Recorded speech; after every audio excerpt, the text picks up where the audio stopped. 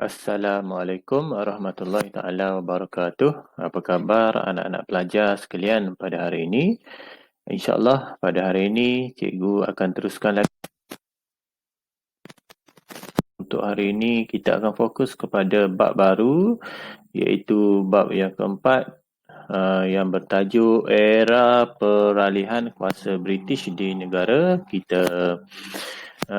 Bab ini merupakan kesinambungan daripada peristiwa yang berlaku di bab yang keempat, di bab yang ketiga, di mana di bab yang ketiga itu kita belajar berkenaan dengan Perang Dunia Kedua, kemudian berlakunya Perang Dunia Asia Pasifik di mana Jepun telah menjajah negara kita. Selepas itu, apabila Jepun menyerah kalah dan negara kita dikuasai oleh Bintang 3 ataupun MPAJA lebih kurang dalam 14 hari.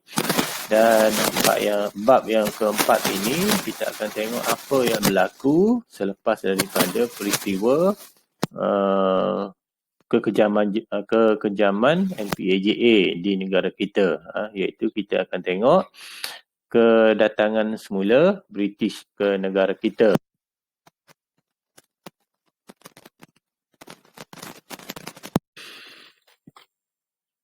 Okey, secara keseluruhan di bab yang keempat ini kita akan fokus kepada 7 subtopik, iaitu yang pertama British Military Administration ataupun BMA.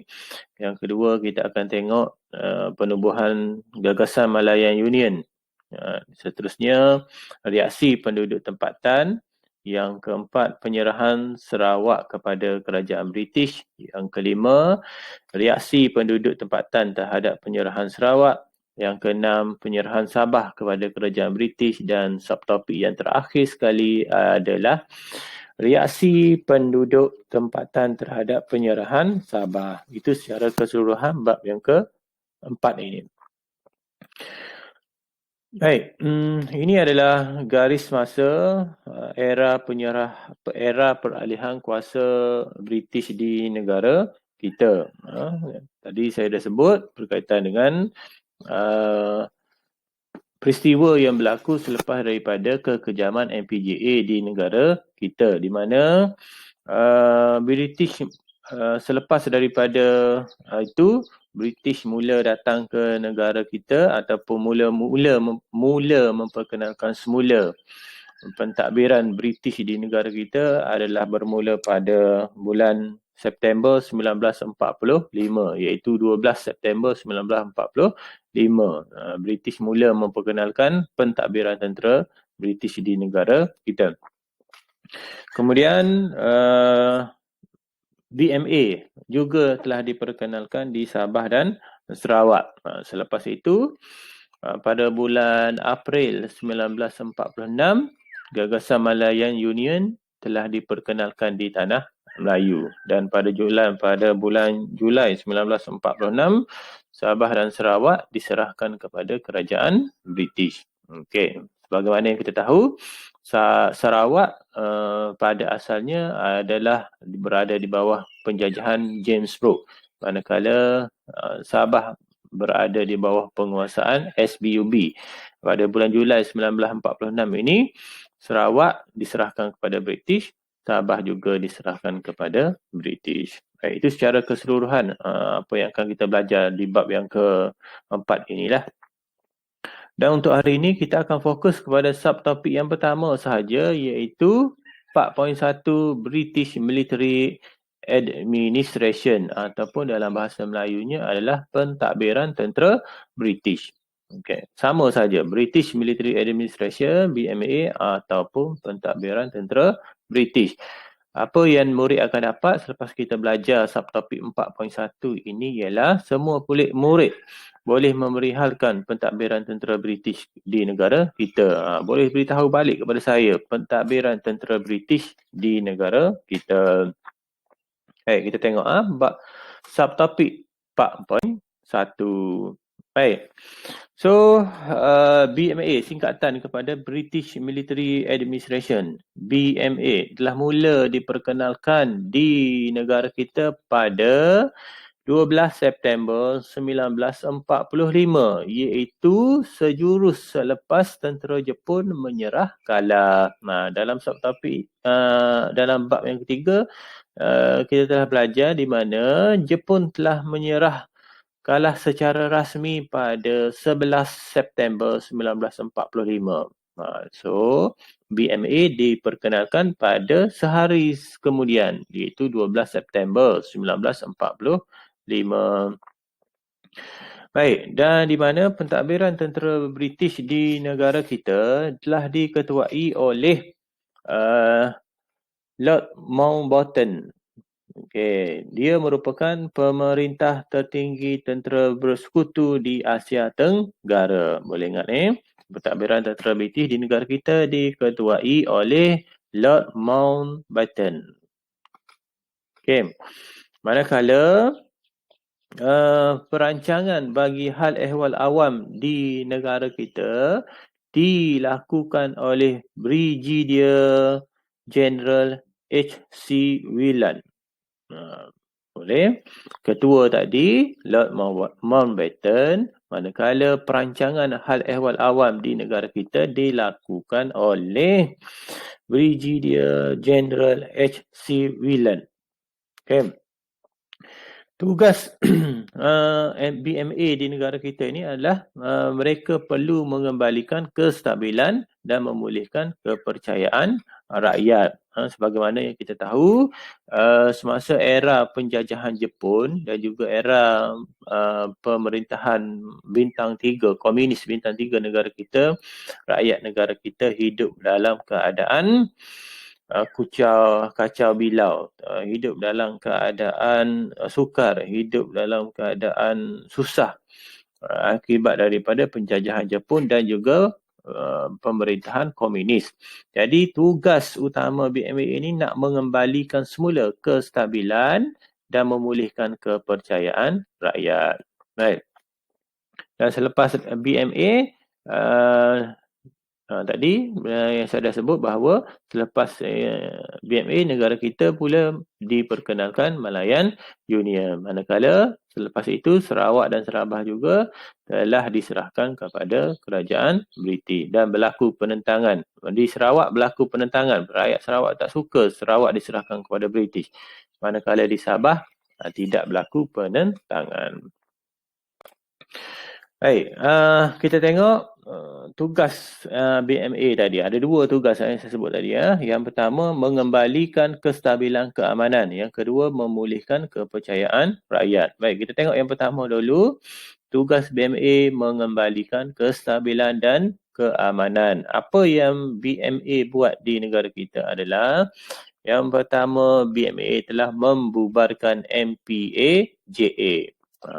Semua orang tahu kan, MPAJA adalah tentera bintang 3 ataupun dalam bahasa lain, MPAJA ni adalah komunis. Okey, komunis ataupun MPAJA ni dia telah memerintah negara kita lebih kurang dalam 14 hari selepas peristiwa, selepas kekalahan tentera Jepun lah. Dalam bab 3 kita belajar apabila Jepun menyerah kalah, negara kita ada kekosongan politik dan MPAJA menguasai negara kita dalam tempoh tersebut. 14 hari sahaja.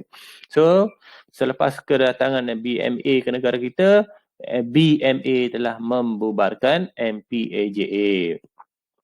Okey. Dan BMA ini dia telah mengarahkan supaya MPAJA menyerahkan semula senjata yang diberikan semasa pendudukan Jepun.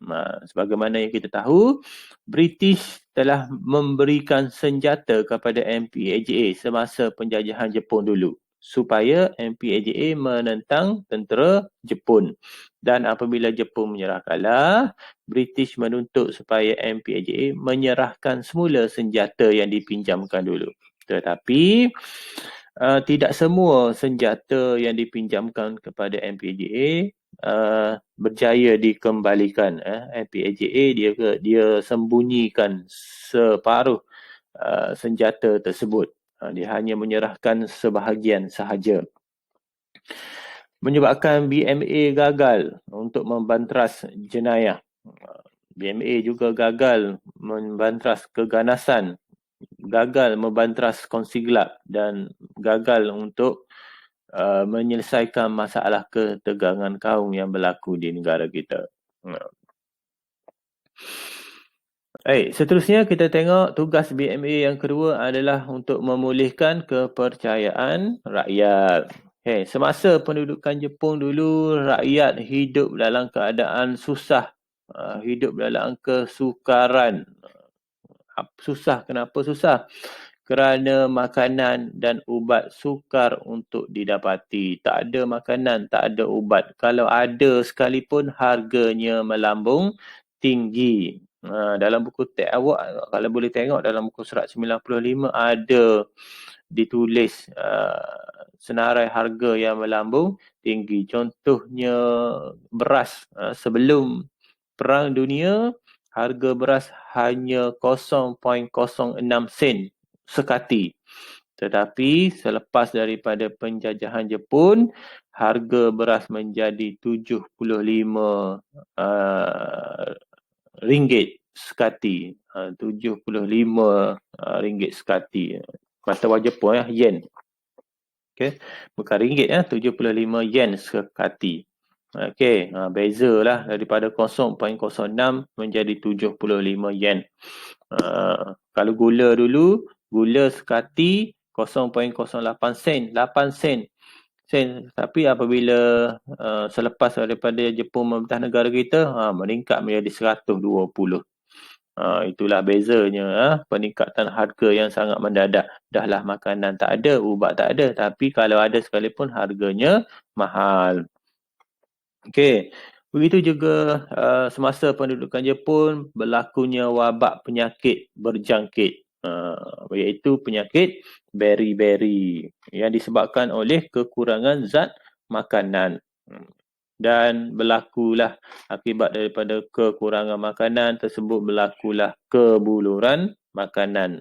Kebuluran yang berlaku di kebanyakan tempat. Rakyat juga tidak mempunyai wang untuk membeli makanan.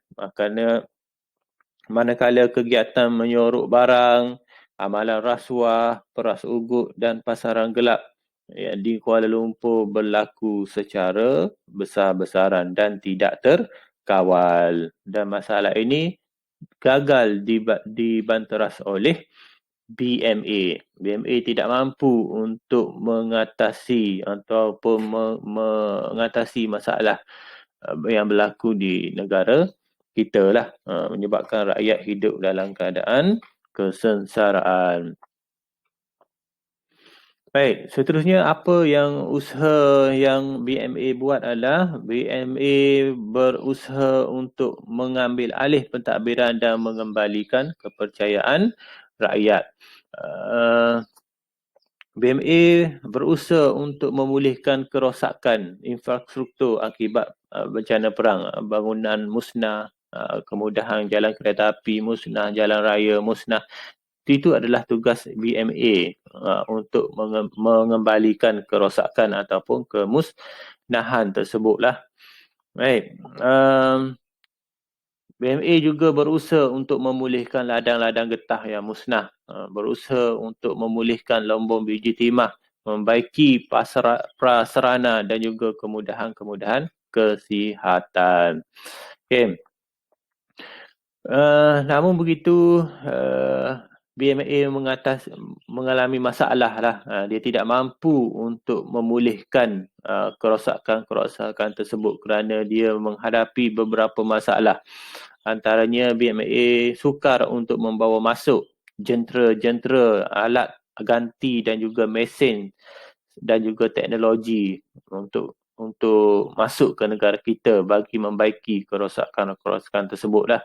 Jadi ketidakupayaan BMA untuk memulihkan semula kerosakan yang berlaku di negara kita, menyebabkan rakyat tanah Melayu berasa hampa dengan BMA lah, kerana ketidakupayaan. Jadi peristiwa ketidakmampuan BMA memulihkan semula kerosakan yang berlaku di negara kita menyebabkan rakyat negara kita sedar bahawa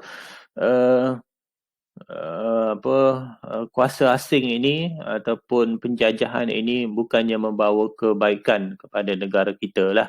Rakyat sedar bahawa rakyat perlu memerintah sendiri negara kita, tidak boleh berikan kepada kuasa luar untuk memerintah negara kita.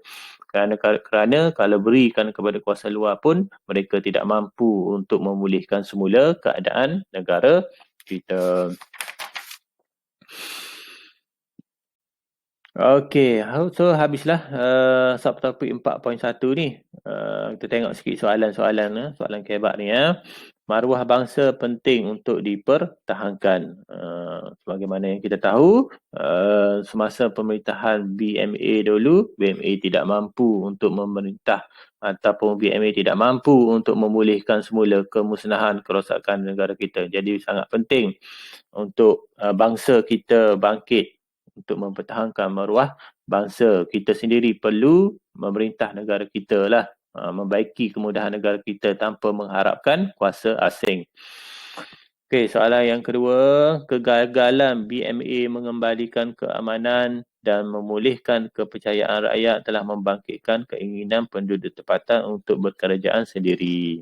Inilah yang saya sebut tadi, itu penduduk tempatan akibat daripada kegagalan British Military Administration ini, maka rakyat kita rasa bahawa rakyat tak boleh harap lagi kepada kuasa asing. Rakyat kita perlu memerintah sendiri kerajaan negara kita.